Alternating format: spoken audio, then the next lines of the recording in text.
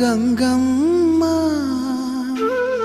కృష్ణమ్మకు చెప్పమ్మ కష్టం కలిగించొద్దని,